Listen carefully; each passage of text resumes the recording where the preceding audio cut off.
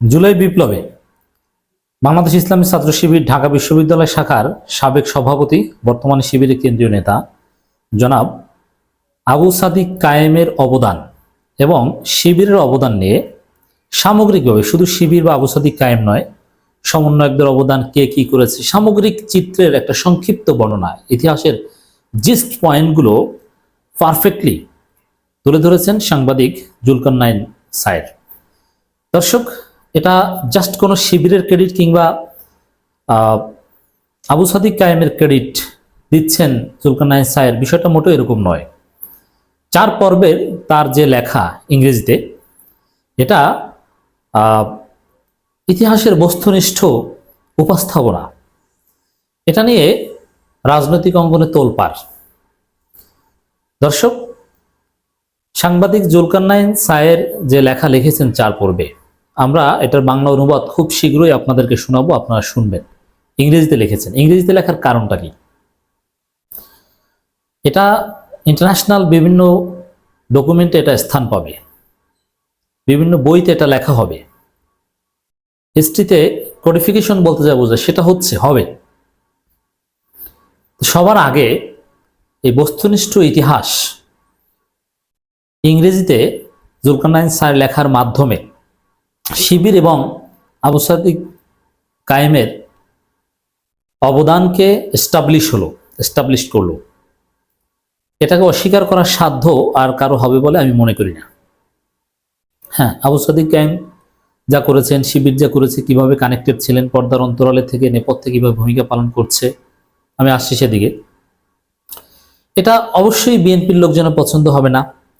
আবার জুলকারনাইন সায়ের এই লেখাটা লিখেছে, তিনি জামাত ইসলামের অফিসিয়াল পেজকে মেনশন করেছেন কিংবা ট্যাগ করেছেন, আর অনেককে ট্যাগ করেছেন।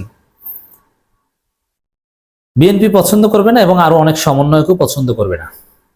কারণ অনেক সমন্বয়কের ক্রেডিটবাজি, অনেক মিথ্যা গাল গল্প, এগুলো জুলকারনাইন সায়েরের এই লেখার মাধ্যমে নষ্ট হয়ে গিয়েছে এবং ক্রেডিটবাজি করতে পারবেন না। সবার আগে জুলকারনাইন সায়ের যেরকম সাজানো গোছানো ভাবে উপস্থাপন করলেন, অনেকের অলরেডি মিথ্যা ধরা পড়েছে এবং সামনে অনেকের মিথ্যার রাস্তা বন্ধ হয়ে গিয়েছে। এটা অনেকের রাজনীতি খেয়ে দিয়েছে। যতই চেষ্টা করুক এর কাউন্টার ন্যারেটিভ, কাউন্টার হিস্ট্রি তৈরি করা এটা সম্ভব হবে না। সবার আগে যেহেতু সত্যটা উদ্ঘাটন করেছেন বা তুলে ধরেছেন জুলকারনাইন সায়ের, অতএব যতই কান্নাকাটি করুক বিএনপির লোকজন বা আরো অনেক সমন্বয়, কোনো লাভ নেই। আবু সাদিক কায়েম জুলাই বিপ্লবের ইমামে আজম, মাস্টারমাইন্ড যদি কাউকে বলতে হয় সাদিক কায়েমকে বলতে হবে।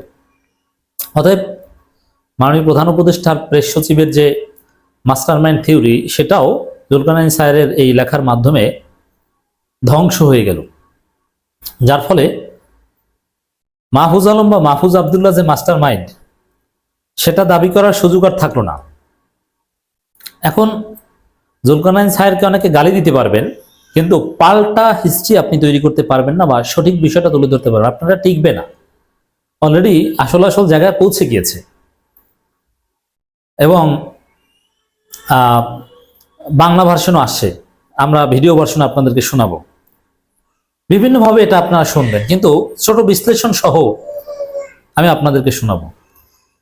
অতএব এটার হিস্ট্রিক্যাল তাৎপর্য অনেক। জুলাই বিপ্লবের ঘটনা থেকে শিবির এবং আবু সাদিক কায়েমের অবদানকে ছোট করার আর কোনো সুযোগ থাকলো না। এটা অফিসিয়াল এস্টাবলিশড হয়ে গেল আমি মনে করি। মাহফুজ আবদুল্লাহদের রাজনীতিও এখানে অনেকাংশে সংকুচিত হয়ে গেল। ক্রেডিটবাজি রাজনীতি আর করতে পারবেন না।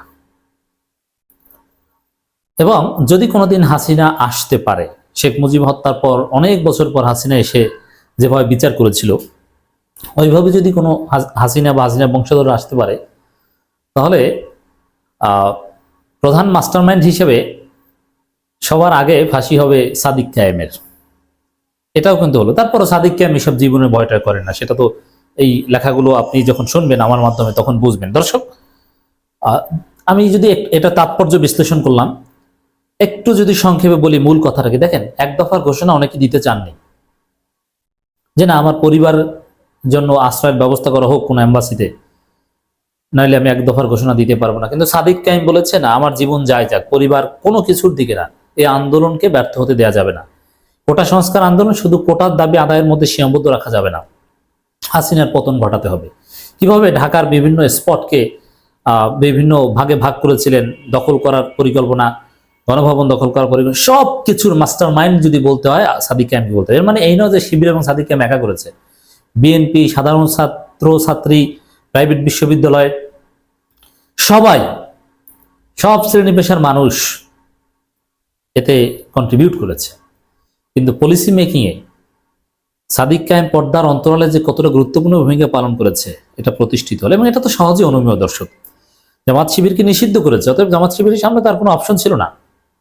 হাসিনার পতন ঘটাতে হবে, এর কোনো বিকল্প ছিল না। অন্য অনেকেই বলেছিল, আজকে যারা মাস্টার মাইন্ড আছেন, যে ক্যাম্পাস খুলুক তারপর আন্দোলন করব, এই মুহূর্তে সরকার পতন নিয়ে ভাবছি না, বিএনপির কথা। কিন্তু জামাত শিবিরের সামনে কোনো অল্টারনেটিভ ছিল না। জীবন বাজি রেখে সাদিক কায়েমদের কারণে শেষ পর্যন্ত আন্দোলন সফল হয়েছে এবং হাসিনার পতন হয়েছে। 9 দফা থেকে শুরু করে সবকিছুর নেপথ্যে সাদিক কায়েম। আজকে সমন্বয়করা এই ভাষায় সেই ভাষায় সবকিছুর নেপথ্যে সাদিক কায়েম। এক রহস্যময় নারীর চরিত্রের কথা বলা হয়েছে, এটা আমরা আইডেন্টিফাই করতে পারিনি। এটাও একটা রহস্য। সাদিক কায়েমরাও এখন পর্যন্ত অনেক রহস্য বলেনি। অতএব সাদিক কায়েমদের ক্রেডিট খেয়ে দেওয়ার চেষ্টা করে কোনো লাভ নেই। ক্রেডিট এস্টাবলিশড, ইতিহাসের অংশ সাদিক কায়েম। আমাদের ইমামে আজম সাদিক কায়েম। একই সাথে আমরা সেলুট জানাই আসিফ, নাহিদ, হাসনাত, শারজিস, মাহফুজ থেকে শুরু করে অন্যান্য সবাই, আব্দুল কাদের, আবু বাকের মজুমদার থেকে শুরু করে অন্য সবাইকে, রিফাত, মাহিন, সবাই, কাউকে আমরা বাদ দিতে চাই না। কিন্তু ইমামে আজম হিসাবে যদি আপনি কাউকে মানেন, সাদিক কায়েমকে মানতে হবে।